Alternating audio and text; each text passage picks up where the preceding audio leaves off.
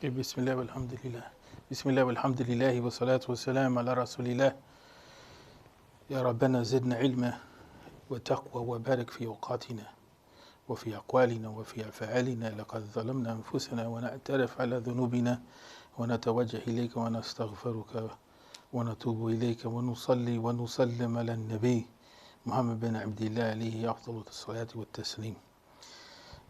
أما بعد. So we begin, inshallah, our journey with the study of fiqh, and we're going to today's session is going to be introductory, but there's some things that we need to understand before we can develop a solid understanding. Like Dr. Arif was saying, that the book that we selected is called Islamic Law with the Quran and Sunnah evidences, and then Dr. Recep, he entitled it From a Hanafi Perspective. This is it's a carefully written book. It's not complete. It only deals with the 5 pillars. And what I mean by it's not complete is that usually, if we're talking about complete books in fiqh, they're dealing with not only the 5 pillars of Islam, but they're dealing with issues like marriage and economic contracts, and they're dealing with a number of different issues that confront living together as a community, as a society, so that you can see the weight of the problem when we eliminate the study of other chapters of fiqh from our study. So you can see the weight of the problem. An Imam, he's a friend, he's a brother. We've traveled together, we struggled together. Yesterday he was telling me that he was dealing with a case of a Muslim brother, and it took him like about 12 hours to resolve the issue. What it was that brother, I'm trying to say this in a way because there's a recording to respect the brother. Well, I didn't mention the brother's name. So what happened was that the case of a brother came to the Imam. And the case of the brother was that he had issues in his family, husband-wife issues. The brother came to a point where he divorced his wife. So upon the investigation, the question was like, why did you divorce your wife? Because my wife took a credit card and we needed the money from that to be able to pay on some other things. When the brother dug a little deeper, he said, well, that's not really legit reasons that you should go back home. Well, he found out underlying all of that was that the brother bought a car. It was like, it's an older car. What year are we in now? What? Yeah, it's like 2011. That's kind of an old car, right?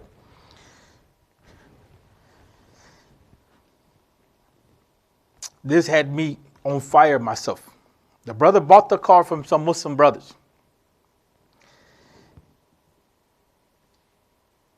By the end of the night, when he goes, the Kelly Handbook.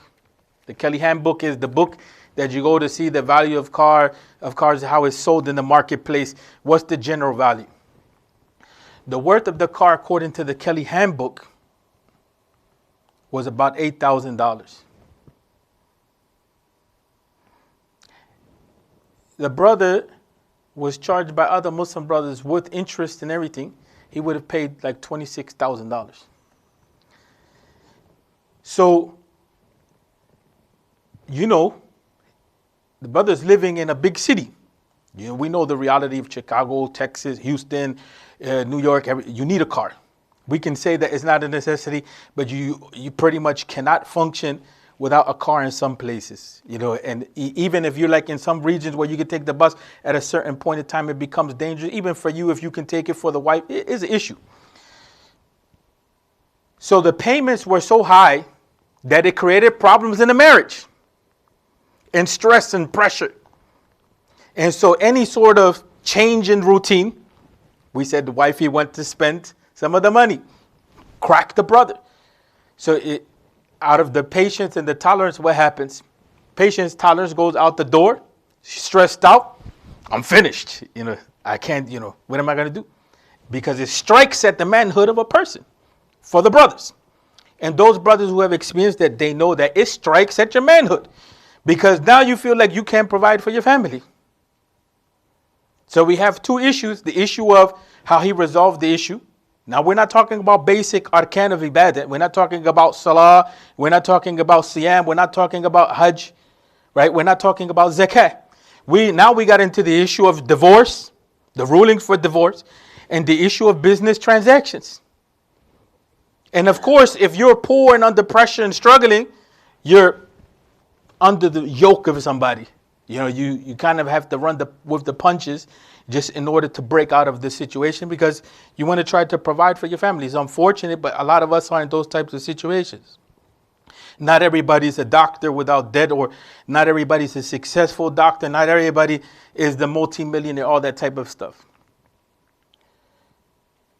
And so, when we start looking at the reality, this is not only the reality here, this is the reality over across the world. That the other side of fiqh, the business transactions, there's the other issue, and I'm not going to get into that with more depth because of the issue of time, but there's even the issue about the rights of those who are ruled, right? We always talk about the rights of the leader. The leader has these rights, and the leader this, and the leader that, but what about the rights of the people in the Sharia or in the Deen? And so, so when we start talking about fiqh, or when we start talking about what does Islam say as far as an action, right? We have to have an understanding that Islam talks about the whole picture, because the life of the Prophet Muhammad sallallahu alaihi wasallam wasn't just sitting in the masjid and itikaf and in salah. It was a whole life, alayhi salatu wasalam. So fiqh covers every aspect. So here in this book, unfortunately, the methodology is awesome. It builds your mind. It doesn't shut your mind down. It gives you understanding, but it's limited. And so when we look at the reality, before we can come to fiqh, fiqh in general means understanding. We need some understanding in order to come into a solid rooted understanding. Usually what we're told is halal, haram, that's it. We don't understand what's going on. And then, or we told you pray salat like this, and then for instance, we have to migrate to another country and we come to the masjid and hold on a second, they're praying contrary to me. So who's right? I'm right, or I'm right, that person is wrong. Becomes the mentality that, they're wrong. They have to follow the way that I learned, because obviously the way I learned is right. And so, that has created a problem with the Muslims, not understanding, how it is that, a position is reached in Islam. And so first of all, to outline our study, we'll try to cover as much as this as possible within the short period of time. We're going to deal with basic issues in the history of fiqh. Right? And what that means is that, for instance, when we talk about fiqh in this sense, when we talk about fiqh here, we're meaning, how did the Muslims understand the Quran and the Sunnah? How did they come to a conclusion about what are the sources of knowledge of the deen? Did they just make it up? Is it just culture? What is it? So we're going to talk about a little bit of that. Then we're going to talk about the hadith of Mu'adh bin Jabal, so we can kind of see how this idea of fiqh, it goes all the way back to the time period of the Prophet Muhammad sallallahu alaihi wasallam and his education of the Sahaba. How was it that the Prophet sallallahu alaihi wasallam educated the Sahaba? Because Mu'adh radiallahu anhu, we know that he was from the Sahaba. And then, we began to advance ourselves in the introduction. When we talk about what is fiqh, we said, one of the meanings of fiqh is understanding. But there's a meaning for fiqh in the Arabic language, and there's a meaning of fiqh and how we know it in the tradition, and so on and so forth. And then we'll talk a little bit about the structure of the book. Even with this, we already talked about some of it. We said that it's a book that's just dealing with the arkan of Islam. And Dr. Arif mentioned that the uniqueness of this book is that, yes, it's rooted in Hanafi. One of the reasons why we selected this is because in this community, most of the people, they come from that type of orientation. That's just the reality. Even if they don't follow, some don't follow, but the majority of people from the subcontinent, that's the orientation. But the book gives you a little more than that. It gives you a little more than the Hanafi madhab. And that approach is not new. Qadi Sana'ullah Panapati, rahmatullahi alayhi, who was one of the students of Shah Wali Allah, who's like one of the main imams for the ulama in the subcontinent and the ummah overall, he followed that technique. What it does is that it gives you the Hanafi position and it shows you other positions, but you're not lost. You're not like, oh, what's the right position? It shows you, okay, this is, in this book, we're following a Hanafi track. So there's a system, but there are other opinions out there. And it does so very respectfully. What that does is it creates tolerance. I had a teacher, Sheikh Ahmed Sabalik. He's from the scholars of Al-Azhar al-Sharif. And one of the things that he said is that approach to fiqh, it creates tolerance, because then you know why other people differ. Right? You see that there's differences, you know why they differ, and you respect it. When you see how they come to their conclusion, you respect it. From another side of that, that's a good political training, because what's one of the issues that we have with opinions? What's one of the issues that we have with opinions in dealing with? Disagreements, yes. They've reached the level sometimes of qatl.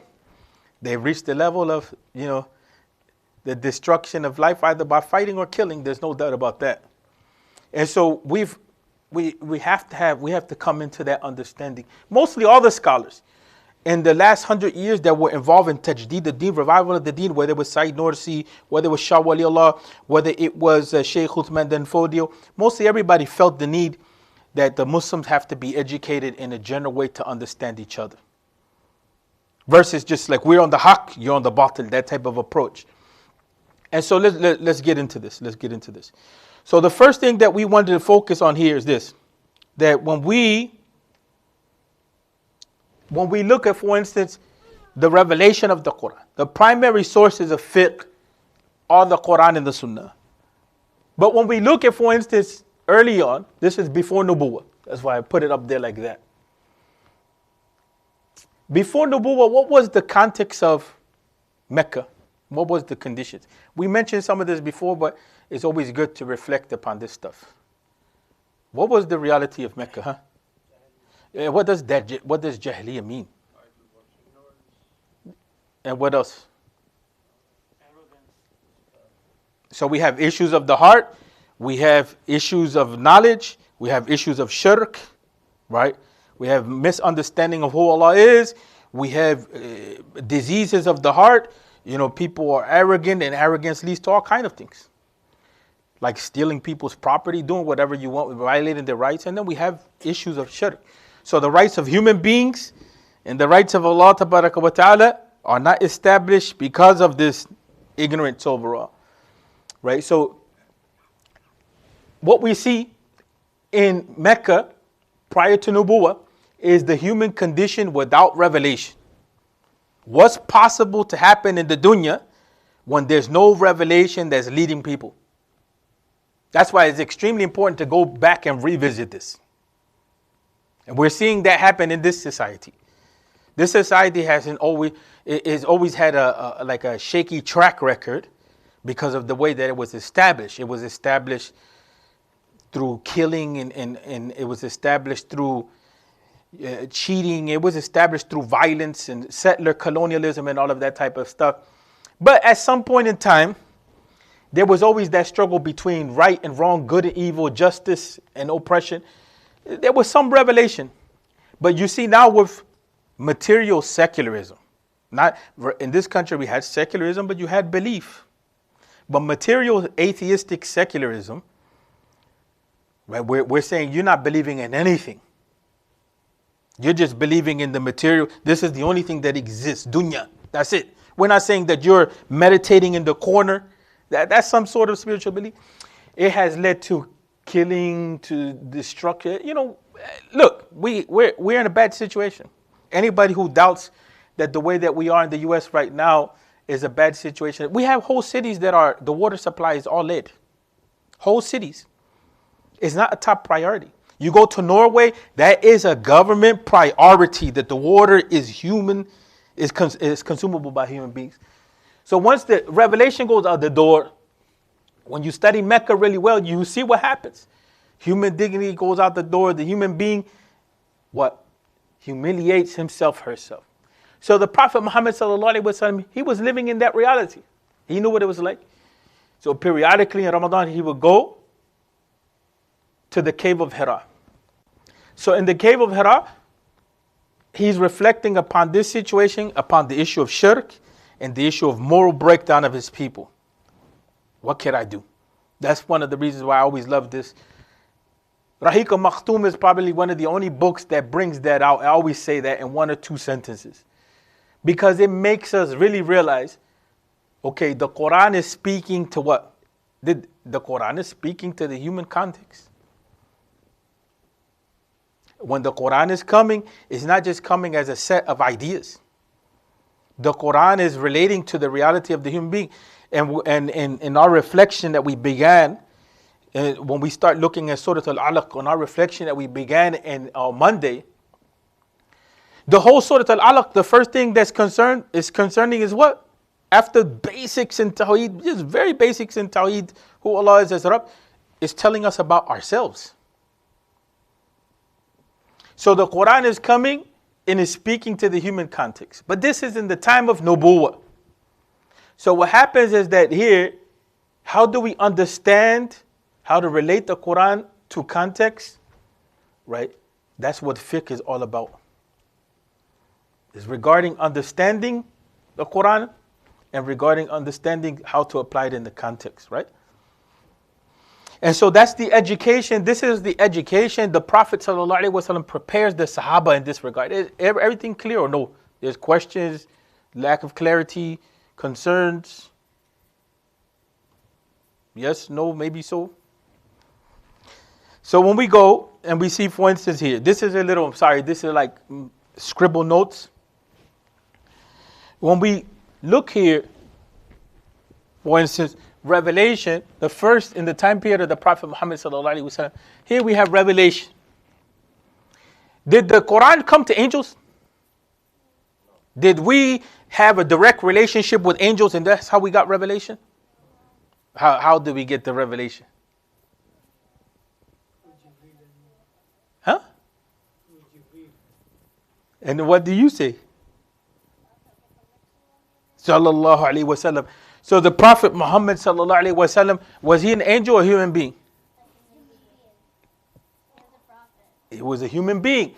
So that means the Quran, in order for it to be relevant to us, it came to a human being. We're human beings. But the Prophet sallallahu alaihi wasallam came to his people, to his context. Did he speak Persian? Did the people in his community speak Persian? They didn't. What did they speak? He spoke Arabic. So it has to be in a language that's understandable. That's why it's Arabic, because it came to the Prophet ﷺ so he can communicate to his people. And then for us, it becomes a way of education. We learn. So the Prophet ﷺ, here the role is relevancy in the application. The Prophet is teaching us what? What is the Sunnah? Alayhi salatu wasalam. What is the Sunnah? The Sunnah is the clarification for the Quran. Does the Quran come with everything in detail about how we should practice the deen? It doesn't. It comes, we can just say principles and indications. That's what makes it relevant for all times and all places. If it came everything in detail and that was it, what will happen? We mentioned this before. What will happen? Detail changes. Yes. Yes. Yes, indeed. We can say that this is one of the miraculous points of the Quran, tested by time. If it was irrelevant, it would have been made outdated by the fact of changing time and place. Just not applicable. Period. Even when they tried to come with the issue, well, with in this age of science, what has happened with the Quran? In this age of science, when we look at Surah Al-Alaq, not that the Quran is not a book of science, but when we look, actually, the science, it becomes like, whoa, the Quran is telling us about things of the human being that science just discovered. So the scientific mind, in that sense, humbled. Don't give me the arrogant. That's different than what happened in Christianity. When the scientific facts about the world began to manifest themselves, and when they compare what's in the book, it became a contradiction. It became a contradiction. So the Prophet ﷺ, he makes it relevant. So then, for instance, when the Prophet passes away, what do we have? This. In the background, yes, the Khulafa Rashidin, but in the Sunnah.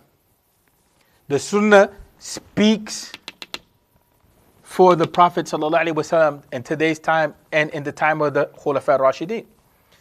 Revelation is the Quran. Revelation is the Sunnah too, but let's keep it simple. The Quran, as representative of revelation, needs to be clarified by the teachings of the Prophet. That's what constitutes the Sunnah. So the sources of knowledge in the beginning of prophecy are the Quran. And then the Prophet ﷺ is taught by Allah Ta'ala. That becomes more clearly relevant when the Prophet dies. If that was not the case, when the Prophet died, Islam would have went out the door. That the teachings were transferable to another generation. In addition to that, there would have been contradictions. There would have been many contradictions. Because the Sahaba would have fought with each other over what deen is, and so on and so forth. It would have been easy to spot the contradictions. There would have been so many contradictions. But what happened instead was that we learned that the Prophet ﷺ had taught them how to apply the Quran. This is the Sunnah. And taught them what to do in the case when the Quran and the Sunnah is not clear. This was the process of ijtihad. So that brings us to the hadith of Muadh. In this hadith, first of all, hadith, we look at it from two angles. One, its authenticity and how it reaches us. And two, the meaning of the hadith. Right? You could say three, how does the hadith apply? But just the meaning first. Here, Shaykh al-Albani and the people who did this, sunnah.com, they, mashallah, may Allah bless them, but they only give us the opinion of Shaykh al-Albani. And Shaykh al-Albani is one of the only scholars that says that this hadith is weak. We said we look at hadith from the angle of how it comes to us as level of authenticity and then how we understand it. And then we also said how do we apply it? But for us, that's not the situation right now. But, that's what we're going to come up with this here in this hadith. We're going to come up with this hadith that from this angle, for instance, here in the English it says, I shall do my best to form an opinion and I shall spare no effort, right? And here it says, qala ijtahid ra'i. So the point being, let's read the whole hadith, but before getting into that, we want to deal with the issues of authenticity. One is this hadith is accepted by major scholars of hadith, like Ibn Kathir, Ibn Taymiyyah, for instance, Ibn al-Qayyim, right? Others like Imam Shawkani, Amir al-Sana'ani, and the scholars of Usul al-Fiqh, many other scholars. But Shaykh al-Albani he found it to be weak. That was his personal opinion. And so there's too many other scholars on this point for us to just go with that. This hadith is too essential. Without it, we get a lot of confusion. One is when the Messenger of Allah ﷺ intended to send Muadh bin Jabal to Yemen, meaning he prepared him to go to Yemen to be not only a teacher in the deen, but also to be a judge, right? And other hadith that we have in Bukhari Muslim, Muadh is being painted as a da'iyah, calling his people to Tawheed. But here Muadh is being painted as a judge. So the Prophet ﷺ asked, how will you judge when the occasion of deciding a case arises? So he replied, I shall judge in accordance with Allah's book. So that shows us what? That the source of judgment and knowledge in Islam is the Quran. He asked, what will you do if you do not find any guidance in Allah's book? Meaning, if it's not clear, right? If what's there is not clearly outlined, then what are you going to do? I should act with the Sunnah, right? Or judge, really. because he is talking about قال أغذي بكتاب الله قال فإن لم تجد في كتاب الله قال فبسنة رسول الله صلى الله عليه وسلم. Right? And so that shows, just by this hadith, that another source of knowledge is the sunnah, that there's things that may not be in the Quran that are clear, that have to be what? Outlined clearly with the sunnah. Shaykh al-Albani's argument was that this separates between the Quran and the sunnah, so the meaning has to be weak. But again, his logic, we understand it. May Allah bless him for his efforts. Rahmatullahi alayhi. But we go with other scholars on this point. It shows also that there's an order of priority. That revelation, is explicated by the teachings of the Prophet Muhammad sallallahu alaihi wasallam. But there's a special place that's given to the book of Allah tabaraka wa ta'ala. And that's very clear, because when it comes to the sunnah, the ahadith, we had to research the authenticity. And that we don't lose any confidence in the sunnah because of that. Meaning that some people may have made mistakes, or there may be fabrication, that we have to research it. But we have confidence in the sunnah as a whole, right? But in that regard, the Quran and the sunnah have two different levels from the side of authentication. But from the side of legislation, no. Both of them become equal in that regard. Ati Allah wa ati Rasul. Obey Allah and obey the messenger. So the sunnah has legislative authority. Sometimes it will even speak about things that the Quran may not speak about. But in general and principle, it's just clarifying what's there in the Quran. So then, ultimately, after all of that, the Prophet ﷺ is testing his follower, his disciple. He said, if you do not find any guidance in the sunnah, how do you judge? I shall try to form an opinion. But here, opinion is not just regular opinion.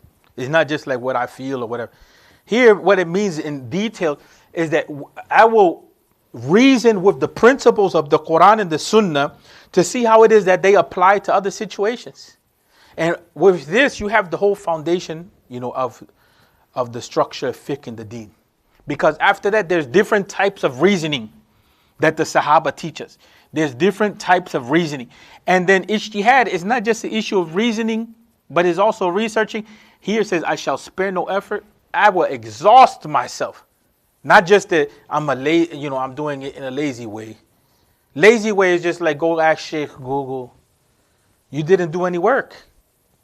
It's like one of the Mashaykh said, one of the Molanas, he's from North America. He said, there's a massive difference between the effort of the ulama and your effort. You go on Amazon.com and you order Bukhari, and it comes to your door, and you would run down the stairs. That's about the largest amount of work that you do. You open the door and Bukhari is there for you. Bukhari spent a lifetime of struggling. Every hadith collecting, verifying, meeting the people. Did they lie? Did they not lie? Putting the criteria that, no, we can't accept that. That's the work that they did. That's sometimes the arrogance that we have in this age. That we don't know the struggle for the deen. And that's the danger of the lifestyle. That people have it, easily ready for them.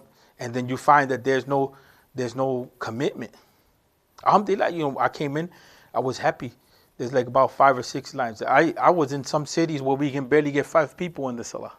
And sometimes you're the only one making the adhan and making the salah, and you're waiting for somebody to come, they don't come.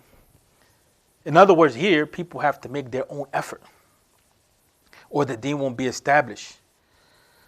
Right? There, in the past, they had to make their own effort. And they strove hard. They spared no effort. It's different than somebody telling you, pray, you're doing it on your own. Or somebody just telling you what the knowledge is. In other words, you get the point that there's a struggle that was involved in that. And so ijtihad has to do with that. There's a struggle in searching out the Quran and the Sunnah to understand. I'm not just going to guess what it is that the Quran and the Sunnah. I'm not just going to make something up. I have to make sure that every step that I take in order to understand is a proper step that I took. Make sure that the sources are correct. Make sure that there's no contradiction between the sources. right? And I have to make sure that my reasoning is following principles. That's in brief, brothers and sisters, what the ulama did. If you really appreciate the work, if you really go in to study, you understand that what they did, they had such a commitment to Islam.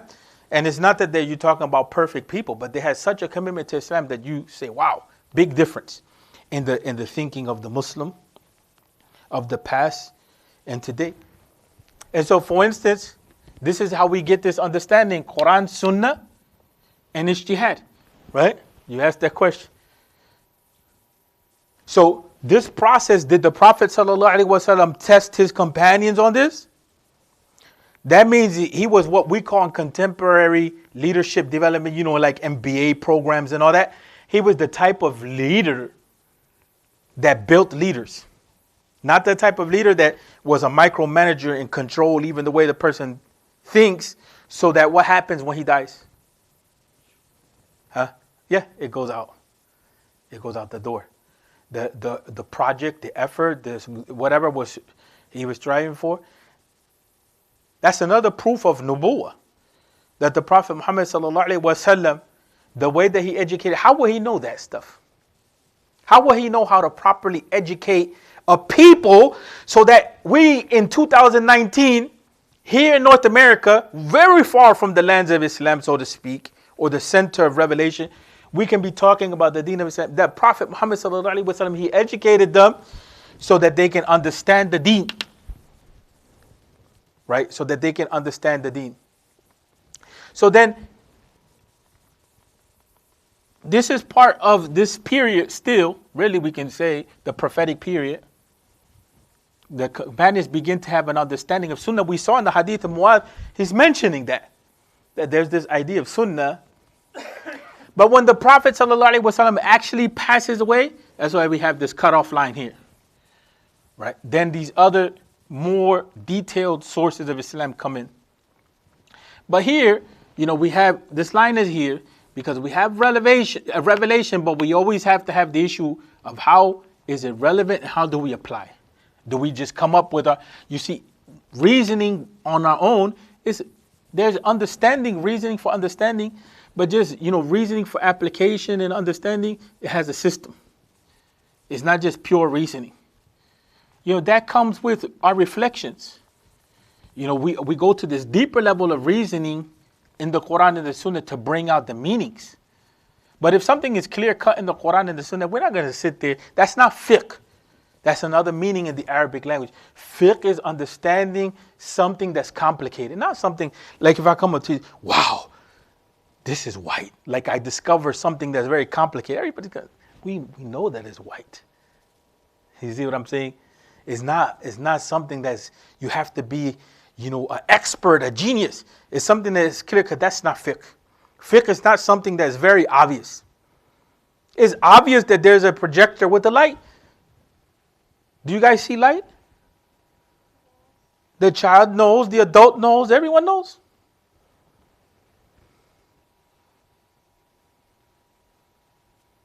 Do you know the meaning of judgment?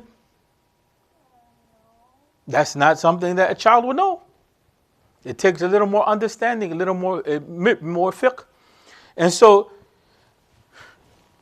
what we see is that revelation and relevancy, or the understanding of how to apply it, was there from the beginning. We inherit that. Here, these lines are here to show that the Quran and the Sunnah, they interpret each other. Right? Quran and Sunnah interpret each other, and the Quran and Sunnah are the basis of ijtihad. Right? They're the basis of ijtihad. The Quran is the foundation for it. The Sunnah helps in the process of clarification. So any reasoning that is done, it can't contradict Quran and Sunnah. Any judgments, any agreements, in the concept of democracy, what do we say? By vote, we come to an agreement. Last year, abortion was haram, halal. This year, haram. Maybe tomorrow, halal. The agreement is going against a core value. That can't happen. The agreement has to be based on this. The same thing. Consensus is like agreement. But consensus means what? Nobody in the room differs, so to speak. Period. It's hard to achieve.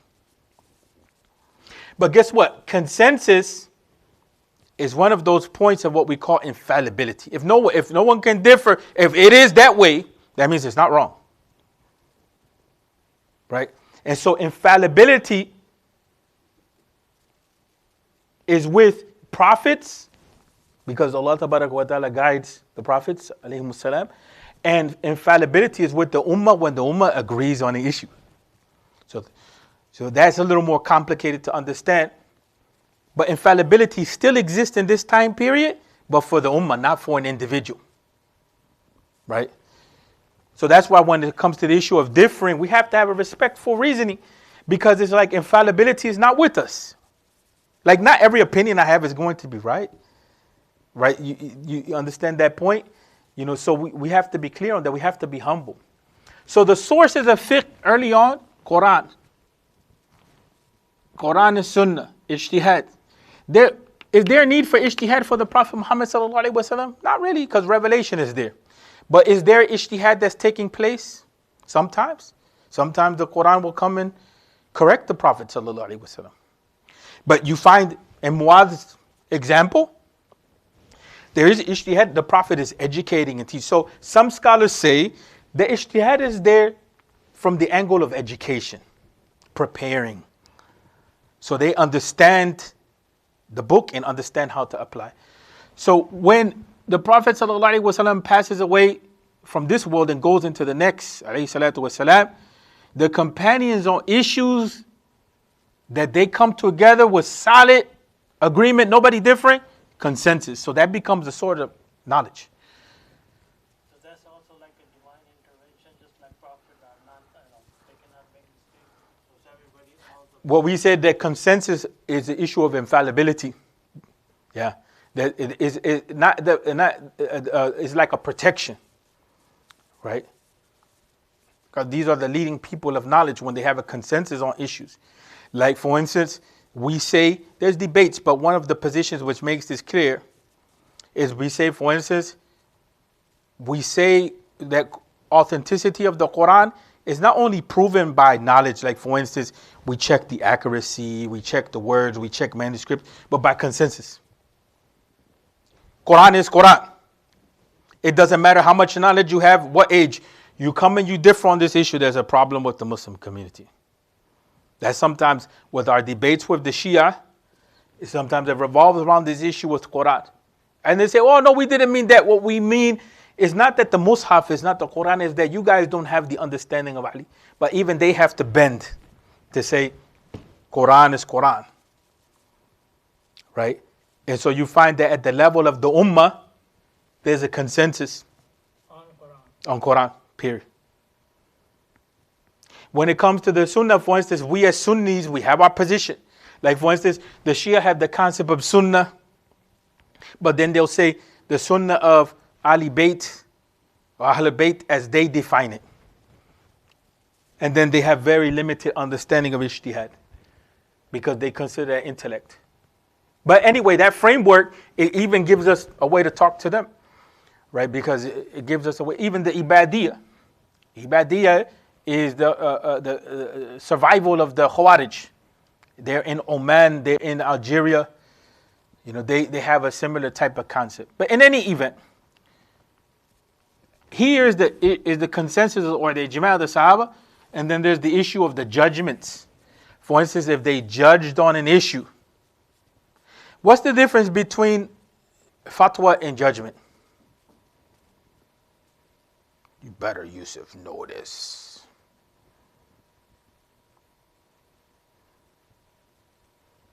Or else I'm going to call to the Khan family, say, what is going on here with this boy's education? What's the difference between fatwa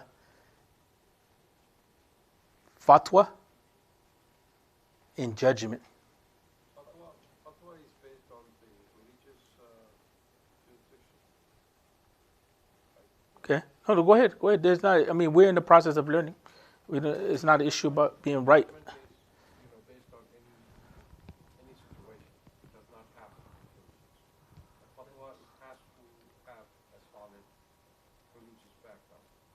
What about judgment? Judgment can be anything that can resolve a conflict. Judgment can be wrong or right. A fatwa is more general, a judgment is more specific.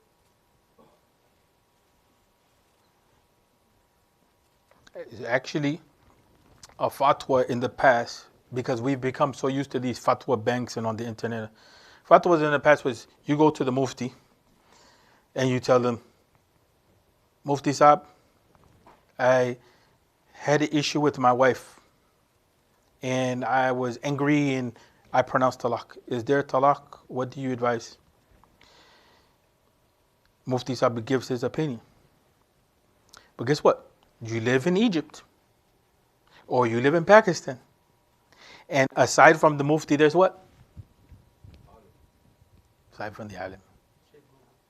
No, Sheikh Google. There's the court system.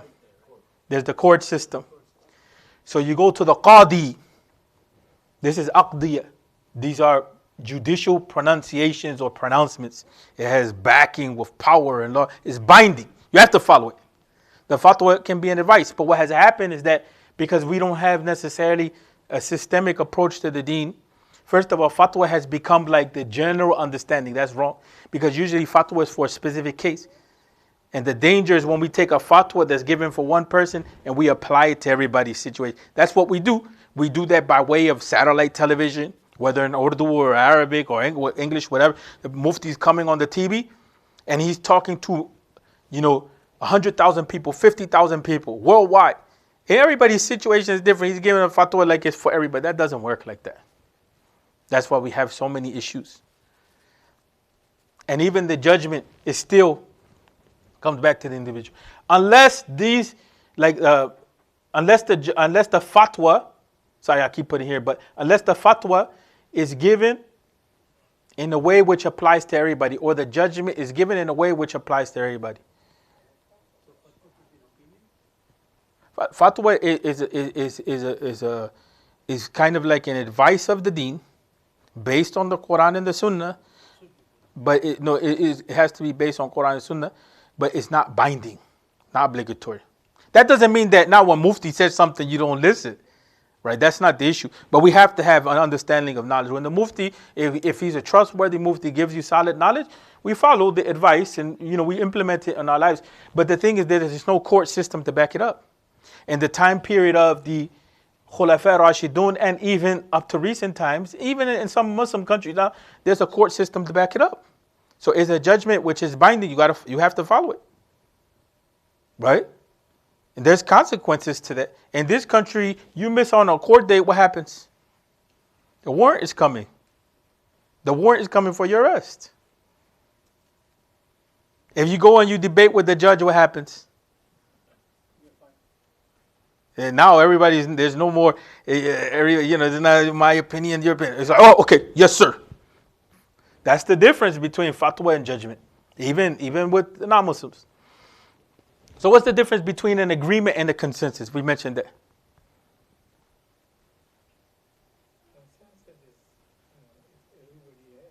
Yes. That one person spoke in words, the other person in symbols and movement. I love that. Yes, everybody. So when we have agreements, that's stronger than my personal opinion, right?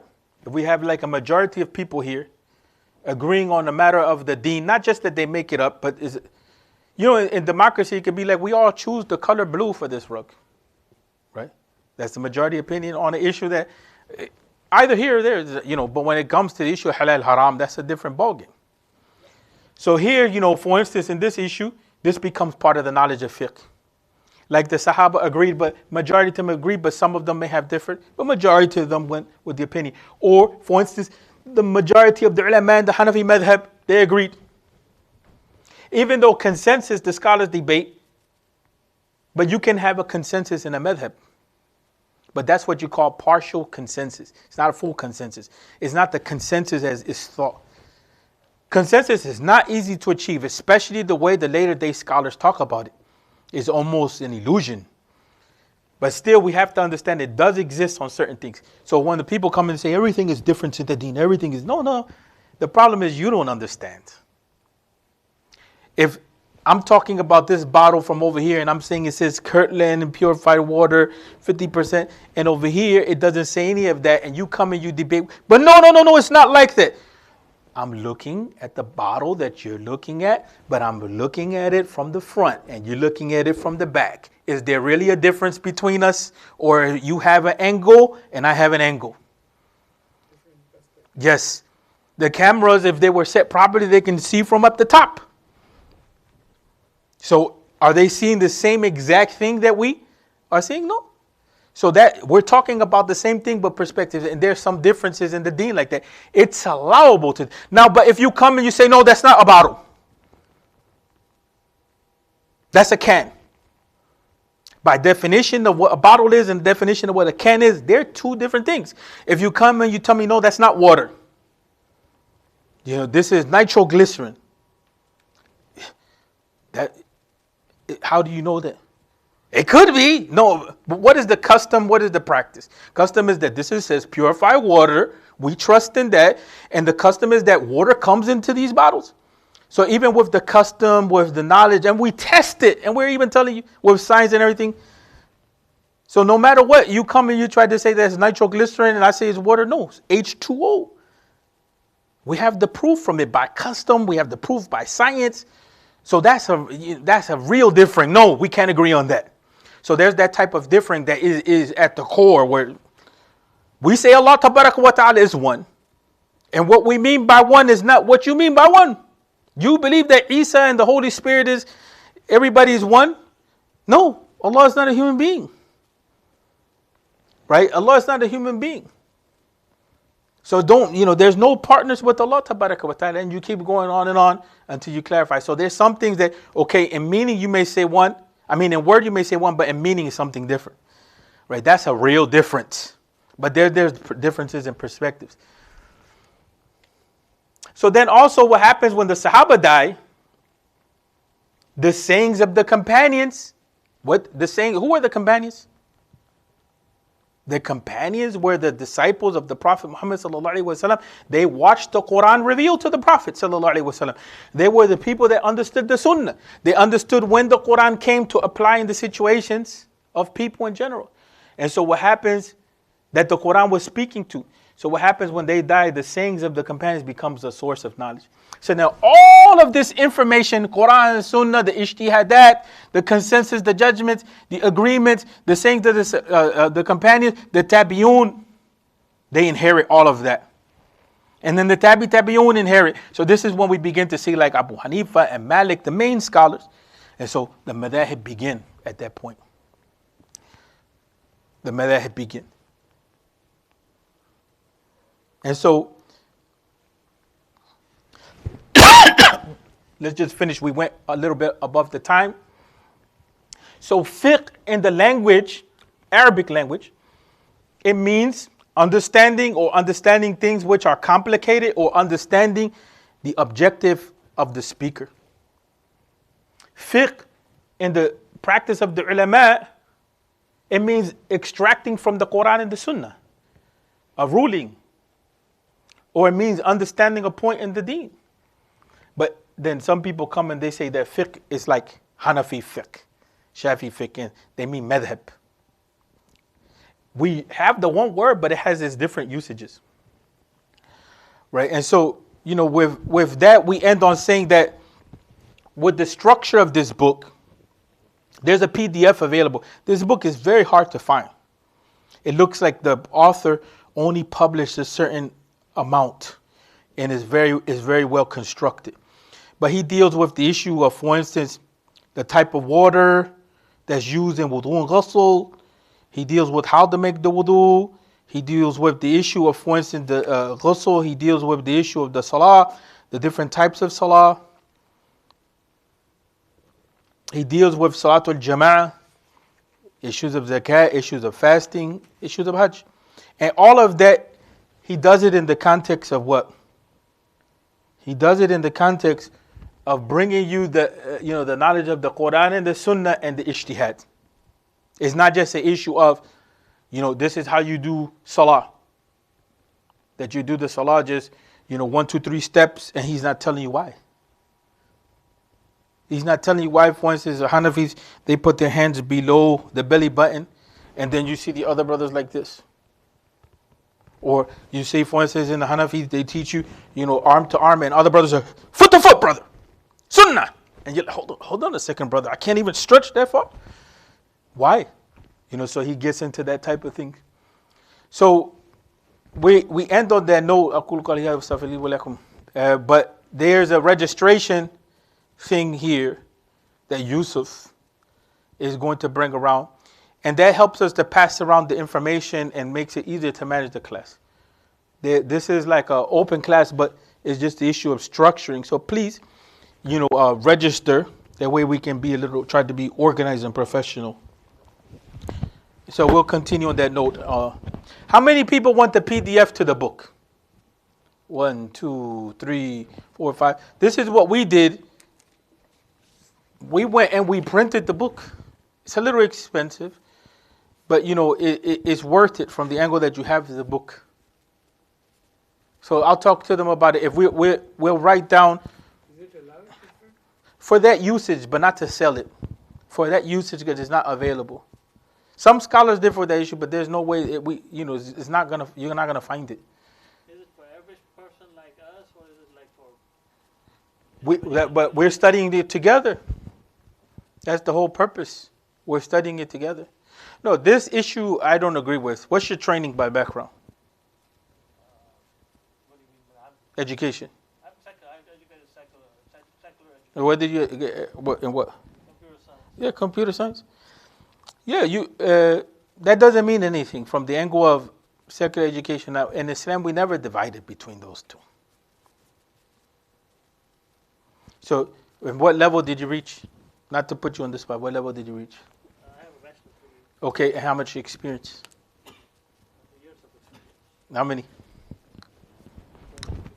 Okay, so you have maybe master's, PhD level experience.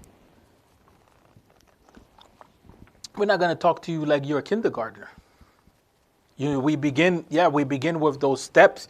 Well, so at some point in time, the understanding of Islam has to be compatible to your understanding as an adult, mature adult, that's a professional.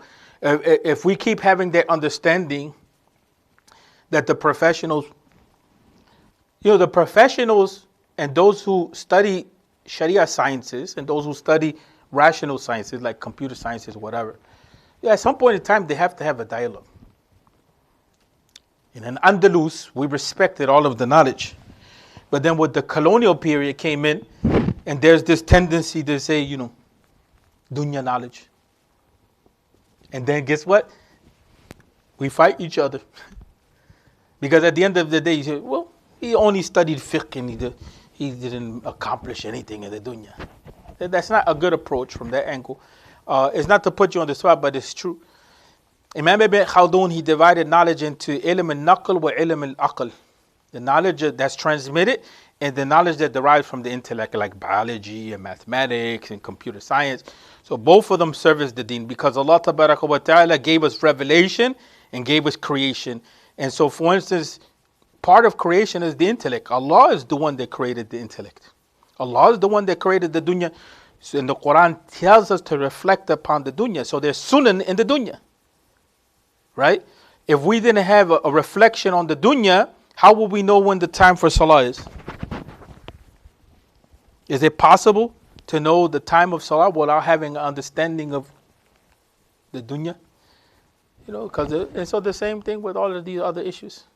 If it wasn't for the computer scientists and others, we wouldn't have an understanding of the programs that are needed to project this image onto the wall in order to service the deen. So no, the deen is readable. It needs some work. But a person of your level, it just takes time. That's it. So may Allah Tabarak wa Ta'ala